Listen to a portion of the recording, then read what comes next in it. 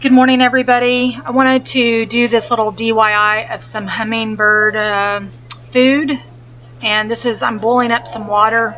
So it's the sugar is 1 part sugar to 4 parts water. I've got 4 cups of water and a cup of sugar. Once it boils, I turn the stove off and I move the pot over, I guess, to start cooling it down after I pour sugar in it. And you're just going to dissolve the sugar, and I'm just stirring it till it dissolves, and then I move the saucepan over so it can cool down. You don't want to pour it in your hummingbird feeder till it's all the way cooled. So this is a real quick, easy way to feed hummingbirds, but just know that the homemade version attracts bees and wasps. The one that I buy at the store occasionally, the bees and wasps don't pay attention to it.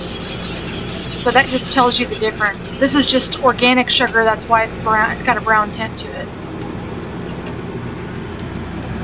Once it's cooled, I pour it into a pitcher, so then I can pour it into the hummingbird feeder.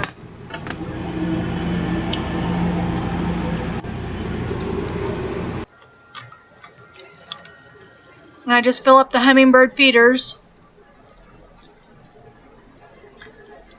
And I guess I need to apologize because this is on a slow motion, but you do have the hummingbirds in the back flying around, so it's kind of cool.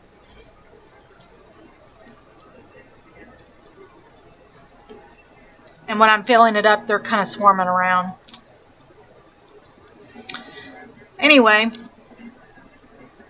I have several hummingbird feeders that are on my porch, and I try to keep them full. If they start running low or they run out, they start buzzing our windows. So it's interesting.